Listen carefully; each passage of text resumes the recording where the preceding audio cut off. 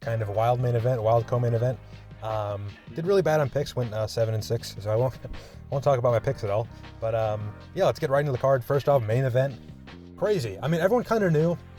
And we've watched Khamzat before against Burns, against Usman. If he's really aggressive with the grappling and doesn't have a ton of success early on, he gasses out. And we saw him really go for a finish against Usman and really go for a finish against Burns. And he kind of gassed out against Burns because Burns was doing a good job creating space, kicking off, making Khamzat work for positional dominance. And Usman just did a really good job at surviving against a really aggressive Khamzat. We definitely saw Khamzat take a step back in aggressiveness since that fight. Even against Whitaker, when he submitted him in the first round, he was a lot more patient in that fight than he was in the Usman fight and before the Usman fight. And then against Duplessis, he was really not aggressive at all. And we saw him fight a style that lended him to gassing out a lot less. I understand, I'm a little bit more understanding of him being so not aggressive, especially with the striking in ground and pound against Duplessis, because he didn't do anything in this fight as far as aggression and looking for a finish, even in the first round, and he completely gassed out. I mean, he did a couple big, strength moves. He did pick up Strickland and slam him later on in the first round. But yeah, the first round, Khamzat comes out, throws a couple of combinations, and about 15 seconds in the round, shoots a takedown, gets it right away. But he doesn't exactly get like the best position. Strickland's kind of on one knee with his hips against the fence, trying to prevent Khamzat from taking his back, trying to prevent Khamzat from dragging him into the open mat and getting a side control or anything like that. And Strickland did a good job just staying on his knees. He gave up his back early on, but if you've been watching high-level MMA recently, you kind of know. And by the way, this is not exactly high-level MMA, so maybe I'm wrong. But having someone's back in like the seated position where you're below them and they're on top of you, but you have their back, it's not like the best finishing position. We just saw Joshua Van have a really hurt Tatsuro Taira in front of him and go for that position and not get the submission. We've seen it hundreds of times before. It's probably happened 50 times this year already, where someone gets the back, and then they hold the guy there for a minute, and they just fight wrist control until the guy who has his back taken gets 2-on-1 wrist control and turns in, or he goes to his knees, the guy tries to climb on his back, and then falls off top. Yeah, that's what happened. Strickland ended up getting out of the position. Khamzat ended up there again, but they got out of it a couple times. And then round 2 starts. Khamzat looks more for the striking. He doesn't shoot right away. And I was watching the fight with some of my friends who don't really watch MMA at all. And about a minute into round 2, I'm like, oh my God, bet the house on Strickland. Khamzat is gassed. He had slowed down a ton. His body language got really bad. He wasn't doing the Boers smile where he, kind of gets a crooked smile where he winks at you. He was like breathing out of his mouth, keeping the high guard, not really being that aggressive, not like asserting his positional, his cage position. He was doing a pretty good job, even later in the fight, backing Strickland up to the cage. But when he got there, he never shot takedowns. He never opened up. He was just terrified of gassing out completely, which I guess makes sense. We saw Strickland finish Hernandez after Hernandez gassed out completely and got hurt to the body. We saw him finish Abus Magomedov after gassing out completely and hurting him to the body. But Strickland didn't throw a single strike to the body in this entire fight. I mean, he threw a couple. There was one knee where he landed after they broke from the clinch against the fence. And it landed perfectly, and it seemed like it might have been there for the rest of the fight. And he didn't really go to the body at all. He never threw a punch to the body. I get why he didn't teep to the body. You don't want to lift your lead leg up and give it to a guy who's hunting for single legs. So that makes sense. I understand why he didn't teep to the body. But throw a couple punches. Throw a straight punch. Khamzat's not really throwing big uppercuts to punish anything. A lot of what he was doing was just ducking in with the jab, ducking in with the jab, ducking with the jab. And then when he sensed that Strickland was going to throw back, he just would wind up a big overhand and try to land over the top. But yeah, Khamzat just didn't have any success really in rounds 2 and 3. Round 4, Strickland slowed down a little bit. And Khamzat kind of had a second wind. Not really even a second wind. He started every round in the first 30 seconds to a minute. Pretty fresh. Just not shooting takedowns because he didn't want to gas out more. But he didn't really open up. And yeah, I mean, it kind of in the 4th round, when he started getting that, second wind or whatever, the early round freshness, I think the reason why he was able to win that round was because Strickland never really punished him for opening up when he was starting off hot early. And that kind of let him just keep his momentum for the rest of the round and win it. I think he got a takedown at the end of round 4 as well. And he shot a couple takedowns in round 5, but not a ton of success. Strickland either got taken down and got right back up, or he stuffed the takedown and kind of turned Chimaev back on the fence and broke. But I think Strickland, despite the fact that he did a good job counter wrestling after the first round, and even surviving the aggressiveness in the first round, I thought he did a really, really, really bad job at capitalizing when Chimaev was hurt. Strickland barely took any steps forward, and again, I know he doesn't want to get taken down, but I mean, I guess you could win without punishing him, but he was really risking a decision. 48-47 Chimaev, I think, is a horrible scorecard. I'm surprised no judges gave a 10-8 in the first round. I definitely did not give a 10-8. I would have been upset if judges gave a 10-8, but Chimaev against Usman had a very similar first round with arguably, more lack of success. And he got a 10-8 in that, I think, on all three judges' scorecards. So I'm a little surprised he didn't get a 10-8. I thought, in my head, I thought it was going to be a draw. I thought that two judges were going to give a 10-8 in round 1 and a 10-9 in round 4, and then have it 48-48.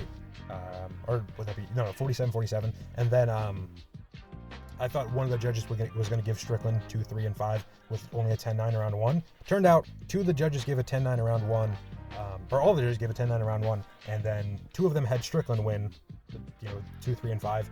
And one of the judges had Chimaev win 3 rounds, which I'm racking my brain. I cannot think of what round it was. Maybe round 3, but Chimaev got outlanded 2-1. He was landing harder probably, but he was getting outlanded. He was getting jabbed constantly. He had no answer to the jab. Eric Nixick said, I think between round 2 and 3, they're oh, he's using a pillar guard. Just that jab is going to keep landing. And then the stream cut away, so I don't know what he said. After that, I'm guessing he said, use the jab and then try to throw over the top with the right hand. Because that's what Strickland was doing. But Strickland was doing that before Nixick said that. And honestly, I thought Nixick did a really bad job at not telling Strickland to punch him in the fucking body. The whole point of fighting Khamzat is you want to gas him out so he slows down so you can hurt him on the feet. And Strickland did nothing to gas him out other than stuff takedowns, which I guess worked because Khamzat gassed out, by just failing in the grappling early on. But if Khamzat didn't gas out and just started striking from the beginning to the end of the fight, he probably would have won. He probably would have won 1, 4, and then one of the other rounds because he wouldn't have gassed out and he would have just landed better on the feet. Because when he had, kind of a similar gas tank as Strickland in round 4, he won the round. So, horrible game plan from both. Horrible implementation of game plan from both, if they did have a good game plan. Strickland trains with Eric Nixick, so I guarantee he had a horrible game plan. Eric Nixick probably said shoot for a takedown in the first round, or some shit like that, or pull guard or something. Chimaev actually did pull a triangle. Bro thought he was Tatsuro Taira. But, just a pretty low fight. And then, to top it all off, the main reason anyone would want to watch the fight, even if you're a hardcore MMA fan, you knew that this was either going to be Khamzat Chimaev having a dominant performance, Strickland getting a finish in the 3rd round, or a pretty boring fight with either fighter winning, because Khamzat in every 5-round fight he's had has had a really boring performance, and Strickland in every 5-round fight he has had a really boring performance. And by the way, all of Strickland's title fights have been boring. I know you remember Israel Adesanya versus Sean Strickland being an entertaining fight. Go rewatch that. That fight was entertaining because we were excited about the result that was going on as the fight was happening. It was not entertaining because it was an entertaining fight. So Strickland is 0-for-4 in entertaining title fights. By the way, I forgot what tangent I was on, but there's another one. Joe Rogan said, I was watching the Portuguese commentary, which by the way is the move because the English commentary is fucking unlistenable. But yeah, Joe Rogan said at the beginning of the post-fight speech, he was like, that was one of the best middleweight title fights I've ever seen. Which unfortunately is probably true because middleweight has a history of fucking terrible title fights. But that fight was dog shit. I don't know why anyone's pretending like that was a good fight. But yeah, the reason why everyone wanted to watch the fight was not because of the potential for a quality finish or a quality fight or something. It was for the potential of a pre-fight fight or a post-fight fight or Chimaev submitting him and jumping over the cage like Khabib against McGregor. People wanted to watch this fight for the beef. And then after the fight, first of all, they touch gloves before the fight. They say, let's do the fucking man dance. And Khamzat says, yes, brother, let's do the man dance, brother. They have a shit fight. And then after the fight, they're all hugs and apologies. Khamzat walks out of the cage, doesn't have a post-fight speech. Strickland apologizes to Khamzat, says he was just trying to sell a fight. He says, I love all my Americans, whether they're black, white, Christian, Muslim, whatever. Which, fine, whatever. I don't disagree with that. It's just what the fuck was the point of trying to sell a fight when I'm sure the fight didn't sell well. It's not a pay-per-view. I'm sure the Prudential Center probably had their lowest gate in the last fucking 6 years or whatever. I don't know. It's kind of a disaster of a main event in my opinion. The result I don't really care about. I don't like Strickland. I don't like Khamzat. I don't want either of them in 5-round title fights anymore, except I like Strickland as a champion more because I feel like he's more likely to lose to someone I'm entertained by. I'm trying to think who they'd fight next. Amasov? I'm unlucky. If Amasov doesn't get a title fight because Strickland already beat him, Bad day to be Nasruddin Imavov. But yeah, I don't know what they'll do next. Maybe Joe Pyfer. I could see them finagling their way into doing that. But yeah, that was the main event. I don't know. Let me know what you thought. I know a lot of people are going to be pretty divisive about this because Strickland is a pretty polarizing figure. So I'm sure a lot of people are going to be like, oh, that was a robbery or that was a really boring fight because Strickland's boring. And I know a lot of Strickland fans will be like, that was a great fight. Strickland dominated him. What was the scorecard? So whatever. I'm probably going to disagree with every opinion I hear about this fight, unless the opinion was that's a shit fight. But yeah. Actually, I'm going to check Twitter real quick. I want to see if anyone put out the scorecards because I really don't understand the 48-47 for Khamzat. I'm guessing it was round 3. I don't know who would have posted the scorecard. Yeah, well, while I'm looking at that, I'll talk about the co-main event. We had Tatsuro Taira versus Joshua Van. Really good fight. Started off with Tatsuro Taira getting a takedown right away. His grappling looked really good early on. Yeah, so he gets a takedown early on. He gets a lot of control. He spends like 4 minutes of the fight in half guard him out. Does really well there. I didn't end up finding the scorecards. I don't know. Maybe at the end I'll try to check and see if I can find it. But yeah, Tatsuro Taira gets a lot of control in the first round. But in the second round, he seems like he slows down a bit. He's still having some success in the grappling. He gets a takedown. He gets some control. But Van is getting up easier. He's using a pretty like flyweight get up, where when Tatsuro Taira was in mount, Van would just push off on his hips to try to push him into butterfly hooks. And that just created space. And then once using the butterfly hooks, he would either, do kind of a technical stand-up where he tries to put his head up the middle and stand up, or he would just try to kick off and create space and try to stand up from there. It worked a lot. Had a ton of success in that. Not in the first round. He was getting, removed from out. He was getting his guard back a couple times in the first round, but in the second round, he had a lot more success pushing off and getting up. And once he got up, he started teeing off on Taira. Taira just has that, vital flaw where he doesn't move his head a ton. And anytime Van was backing him down, Van would move and strike, in stride. And he was landing everything he was throwing. Every jab he threw was landing. Every 1-2 he threw was landing. He landed a couple good uppercuts. And then Taira has a little more success in the grappling. And once they get up, Taira has slowed down a ton. His footwork looks kind of bad. He's like, trying to, I guess, like, what do you call it? Like, kind of lock in. His body language wasn't very good at the end of round 2. And then as they get up, they separate. Tatsuro Taira has his hands down, and he just gets caught with like a straight 1-2, drop to the floor, almost gets finished, really close to not getting, or to getting stopped. But yeah, then round 3, Van really pours it on, gets another knockdown. It was kind of a weird knockdown, like he landed like a jab hook. It was like it was like a jab from an angle more than it was a hook. And it landed, and then it looked like it kind of wobbled Taira, and then Taira fell to a knee. But it wasn't like a super concussive knockdown. It wasn't like the one in the second round. I'm sure if Taira didn't get dropped in the second round, he wouldn't have gotten dropped in the third round. But yeah, Van has a really good round in round 3, landing very similar to how he was in round 2, just with even more success. And I don't think he got taken down in round 3, or if he did, it wasn't super notable. It wasn't like the big thing. And then round 4, I give to Van. I thought Van did a lot more damage. Taira did have positional control for a lot of the fight. He spent like 2 minutes in mount, in that mount butterfly hook, dilemma.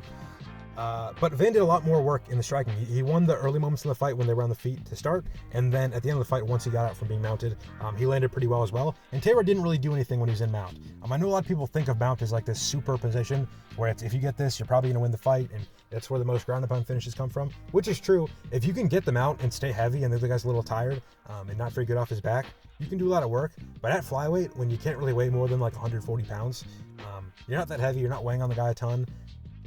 If you try to posture, you're going to create space and be a bit easier to push off.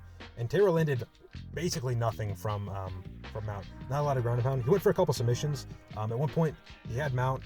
Van gave up his back, and then got to his knees. And then Taira tried to, instead of falling off and just ending up in a bad position, he tried to pull like a hanging triangle.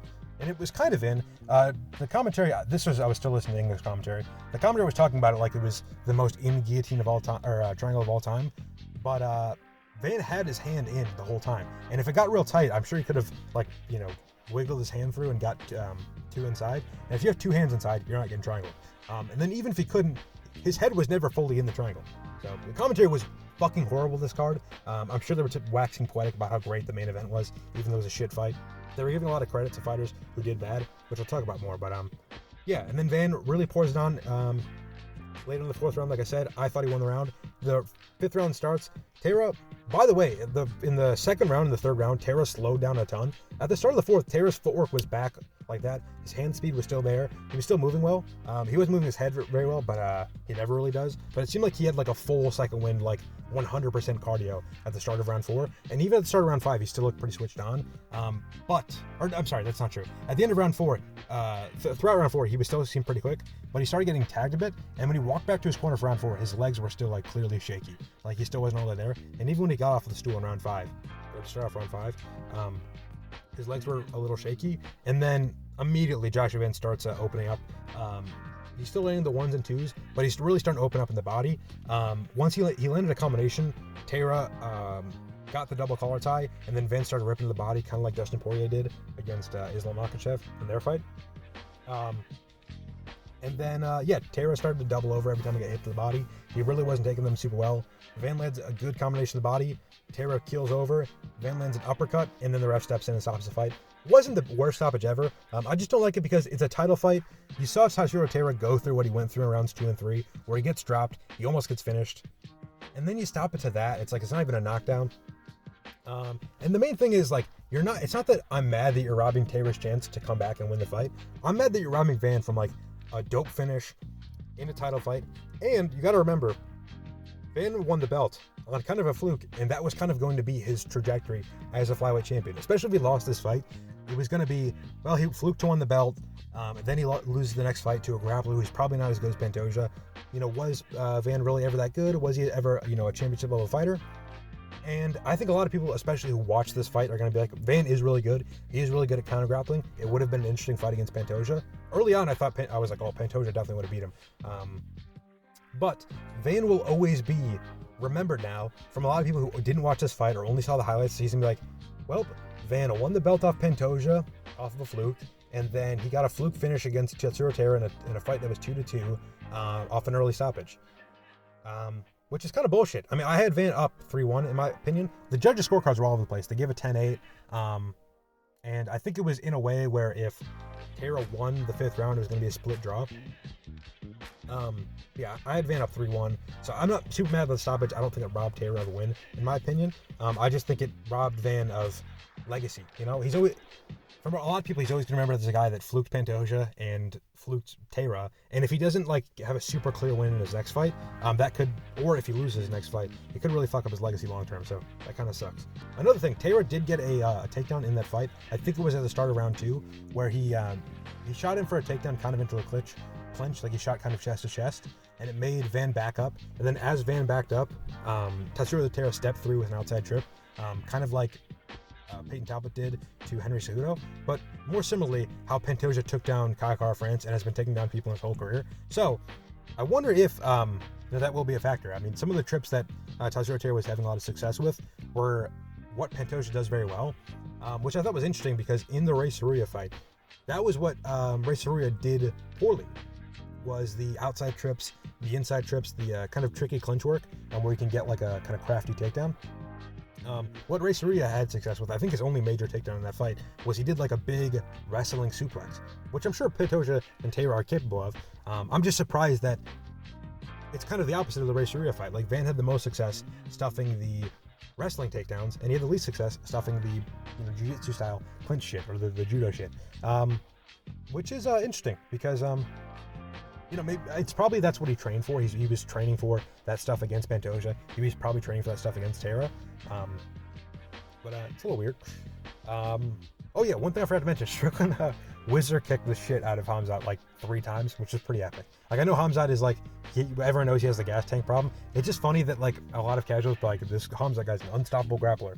And then you see Sean Strickland with like the worst posture and the worst body language ever, like whizzer kick, like pelvis, fucking head canvas. Like, I don't know, I thought it was funny.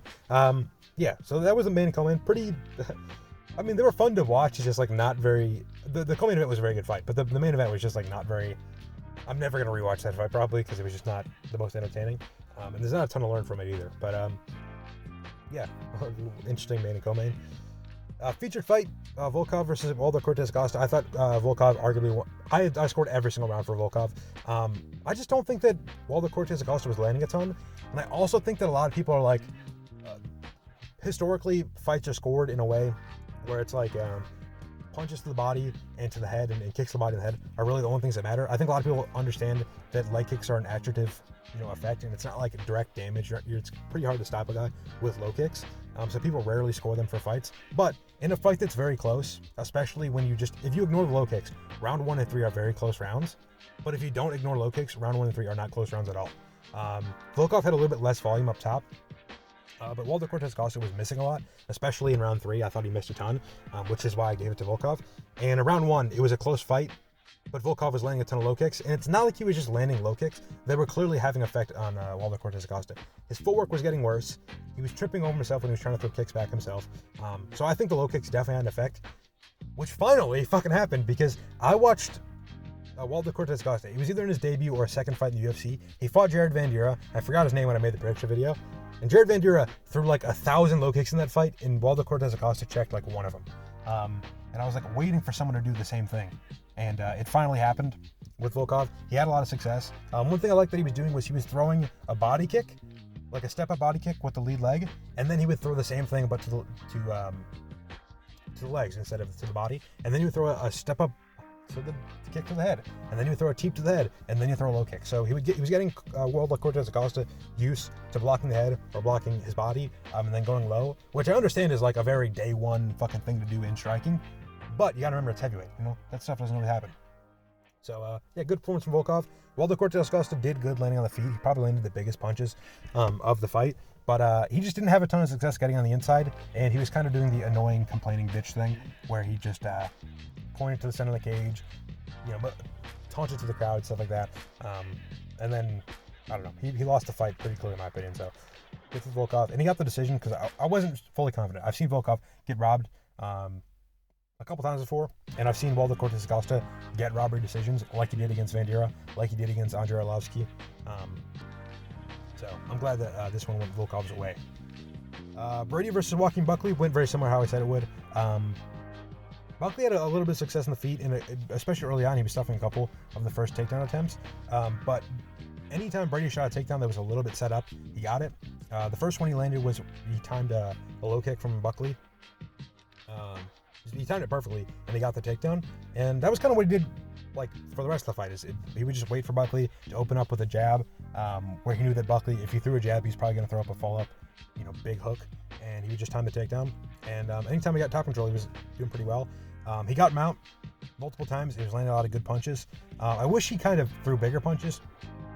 One thing that I think is pretty underrated, especially with in mount with ground and pound, is you can throw those peppermint fucking pop pop pop pop pop pop pop pop pop punches, but then you can also do a pop pop pop pop boom big elbow, pop pop pop pop boom big elbow. Because it got to a point where Buckley was like in the gift wrap, he was covering up with one hand, and then he would just get punched like 3 times and then not cover up for the 4th punch because it didn't hurt him. It was just like him getting slapped in the face over and over again. So he wouldn't cover up, and Brady had a big opening to throw a big, elbow or something, and he never did it. So a little bit weird, but yeah, good performance from Brady. Buckley got to improve the takedown defense, but honestly, they should just give Buckley a striker. I don't need to see him getting taken down and held down over and over again. I've seen plenty of it. All right, what was next? Bobby Green had a really good performance against Jeremy Stephens. He was starting to get a lot of momentum and hurt Jeremy Stephens, and then he landed a low blow, which was clearly accidental, but it kind of broke up the momentum, and that was about 2 minutes into the fight. And then they resumed the fight, and then like 2 minutes later, Bobby Green did the same thing. He started to get the momentum, and then he got the finish. Yeah, he got a rear naked choke. I don't even remember how it got there. But I don't know, Jeremy Stephens, he probably hasn't been training a ton of grappling, and that he's been in BKFC and doing boxing recently. So Bobby Green does, he shot a takedown, got the back, got the submission. Yeah, good performance from Bobby Green. Ateba Gautier versus Ozzy Diaz. Ateba Gautier really patient early on. I thought he did pretty well early on. Some people score the round for Ozzy Diaz, but I think that's one of those like expectation-based scorecards. You think the guy's going to dominate, get a finish in the first round. He doesn't, so you give the round to the other guy. But I think Gautier did the better work. He wasn't landing super well. A lot of what he was throwing was getting blocked. But Diaz didn't really land anything, and Ateba Gautier did land a couple good straight rights to the body. in between rounds, Ozzy Diaz told his corner, this guy doesn't have any fucking power. And then a minute into the second round, Ateba Gautier threw an overhand right, and it landed on Ozzy Diaz's nose and basically knocked him out. I don't love it. I mean, I don't hate the stoppage really, but I think it could have been a little bit later. He kind of robbed Gautier of getting a clean finish. It wasn't like the most concussive knockdown ever. It's not like Ozzy Diaz like fell back and hit his head on the canvas. He felt kind of weird like onto his legs, but he covered up right away. And then he talked to the judge right away, or the ref right away, like, oh, I wish you didn't stop that. One thing that annoys me is DC was like, well, it was only going to get worse from there. It's like, I don't know, is that true? Like, if Ozzy Diaz covered up and then came up on a single leg and then got the takedown, or even if he didn't get the takedown, that's better than the fight getting finished and fucking him losing half his paycheck. So I don't know if it only got worse from there, DC, you fucking idiot. Really, really, really, really bad commentary on this whole event, just up and down. I mean, they got to do something about DC and Rogan. When they're together, they just talk about bullshit nonstop. At the beginning of I think it was Dawson and Rebecki. They're just talking about fucking, I can't remember what it was. Oh yeah, that's what it was. Fucking DC was like, New Jersey's a dump. And then Joe Rogan is just laughing for the full, like, minute of the beginning of the introduction, which is just annoying. But yeah, Yaroslav Amasov versus Joel Alvarez. Really impressive from Amasov. His grappling looks really good in this fight. He was doing good with the grappling in the first round, but it was mostly just control. He almost had a arm triangle at the beginning or some point in the first round, but he didn't get it. Alvarez used the cage to kind of create space, or not create space, reduce the amount of space that Amasov had to kind of run around and find the arm triangle towards side control. And then at the start of the first round, Alvarez is doing really good. He's landing on the feet, and it's looking kind of like Jason Jackson, where he's just landing a lot of the stuff. Amasov isn't moving his head super well. Alvarez is using the longer weapons, and Alvarez landed a good combo, but then Amasov was like, fuck this, shoots in, gets the body lock, big slam. He picks Alvarez like over his head, slams him into the ground, and then he lands inside control, basically with the arm triangle position. He gets it right away. Alvarez taps pretty quickly. Really impressive from Yaroslav. He looks really good against a guy who we know is very good and well-rounded. I don't really know what to think of Alvarez at 170 because I saw him really dominant at 155, and then he fights Luque, and we don't know how good Luque is. And then he has a good performance where he 30-27s Luque clearly, but he doesn't really look urgent for the finish. He doesn't really look that great. Like, he doesn't get a finish. And that was Alvarez's first win, I think, without a finish. So it's hard to know what to think of him at 170, especially because he loses to Amasov, and we don't know how good Amasov is because he was like kind of so-so in Bellator. But he looked really good against Neil Magny. We've seen Neil Magny like crafty recently, so it's hard to know how good he is, but I think Amasov is going to be legit. I do think Joel Alvarez is a very good fighter, and I thought that Amasov looked good enough that I'm like, yeah, Alvarez looked good, Amasov looked better. So, yeah, we'll see. I mean, I don't know. Maybe Alvarez does look shit. There were moments where I was a little bit worried about Amasov on the feet, but it's hard to take a ton away from his performance, you know? So, yeah, good for him. Next fight on the card was Grant Dawson versus Mateusz Rebecki. Very annoying fight if you pick Rebecki like I did. First round, Dawson spends most of the fight on the back with the body triangle. He does pretty good in the grappling, doesn't really get hit a ton. And he actually landed at the very beginning of the fight. He throws a head kick and it lands clean. And fucking Rebecki shoots his own takedown, which is just a horrible idea. And I'll talk about that more with this fight. But yeah, shoots his own takedown, doesn't get it. I think actually maybe he did get it. I don't know. He did. I think he got it and then it immediately got reversed. But yeah, mostly grappling from Dawson in the first round with a lot of success. Second round, Rebecki starts landing. I think a lot of what it was, if you watch Grant Dawson's footwork between the first and second round, it gets drastically worse. And I think that's because he spent so long in the body triangle, it just gasses out your legs so bad.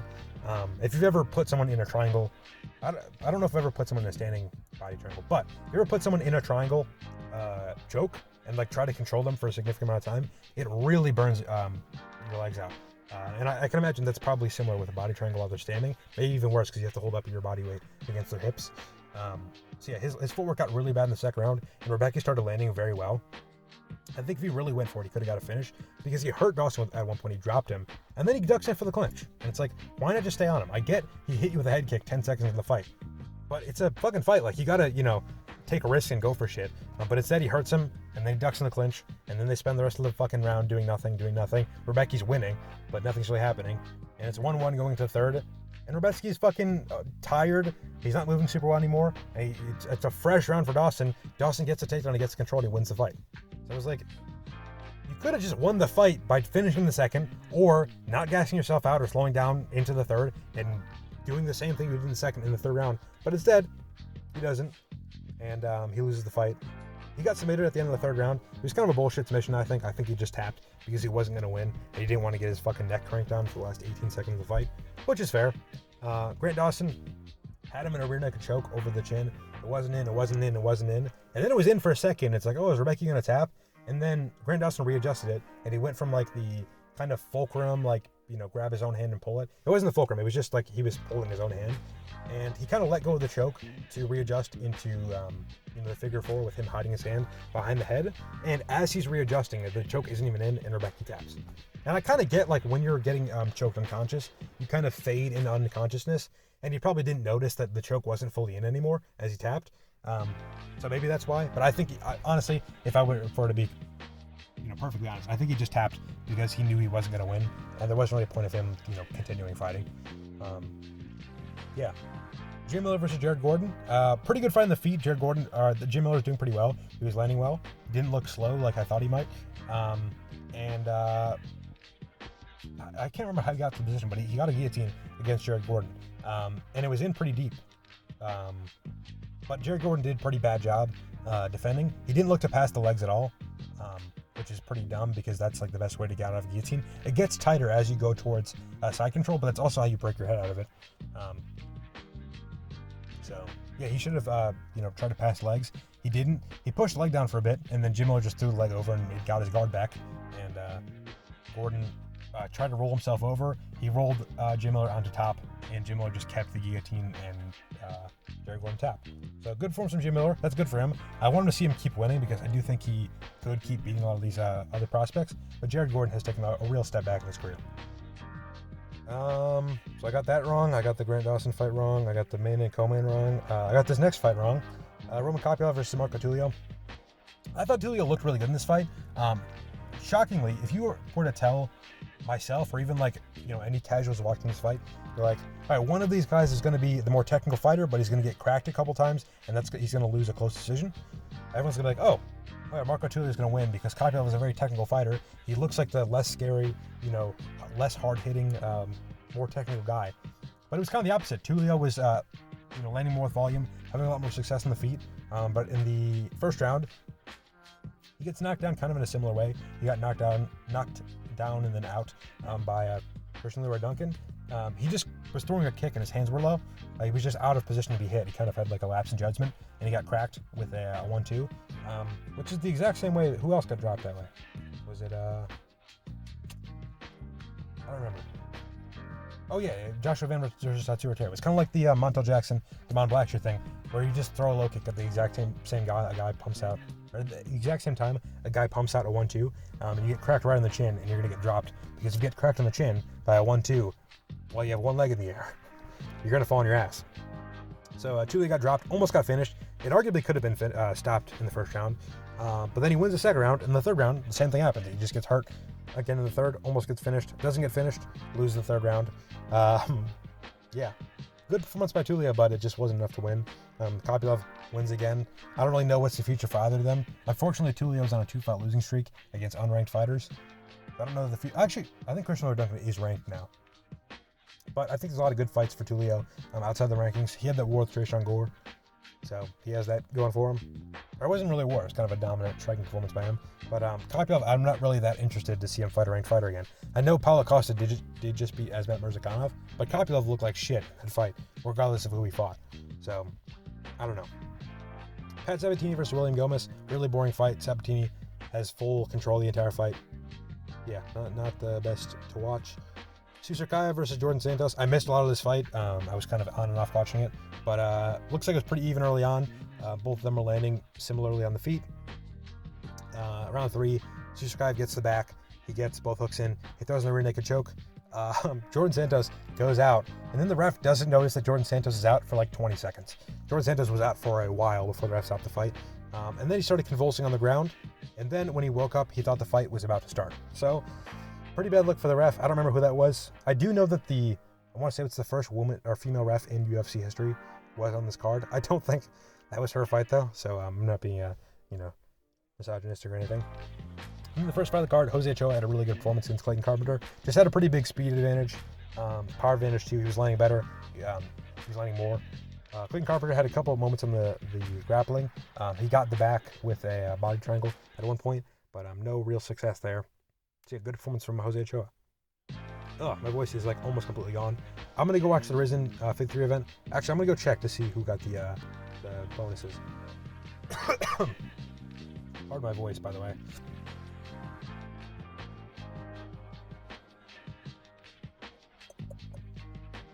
My Instagram is not loading. Let's see, who got the awards, and do I agree?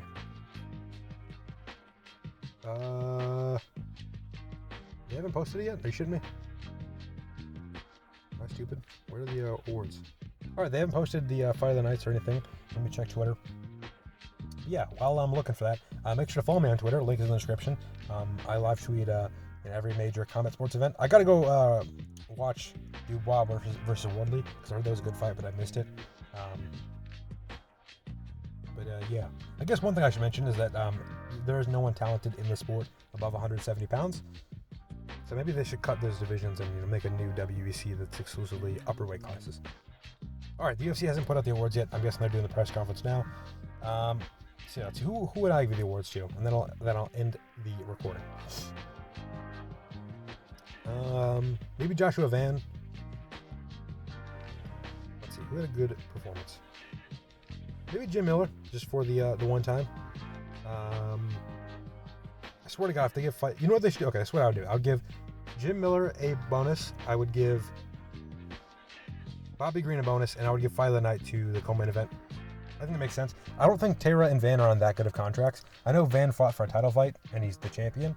Well, maybe he's on a champion contract now, but if he isn't, he's probably not getting paid that much anyways, so why not give him 100K? And Taira, probably a similar thing. He's only been in the UFC for a little bit. He's never really been maybe he has like a ranked fighter contract if he just signed a new one. But even then, he's probably not getting paid that much for this fight, and 100K is probably a significant addition to that. So fuck it. Give the co-main event 100K, give Bobby Green 100K, give Jim Miller 100K, give these, you think about how much Bobby Green has given the UFC, give him a bonus. Think about how much Jim Miller has given the UFC, give him a bonus. And then Joshua Van and Tatsuro Taira both put on a war, give him a bonus. Yeah, that's my opinion of this fight. They might give a performance of the night for Joshua Van and not a bonus to Taira. But yeah, let me know your thought of the card. Let me know your thought of my recap. Like the video, share the video. Subscribe if you want to see more. I have recaps and predictions going back to the beginning of last year on my channel, so go check that out. Yeah, go watch Risen 53. I'm sure it'll be a good event. I'm going to watch that now. It is 1:30 in the morning. It's probably going to be like 2 a.m. when I upload this. So yeah, thank you for listening. Yeah.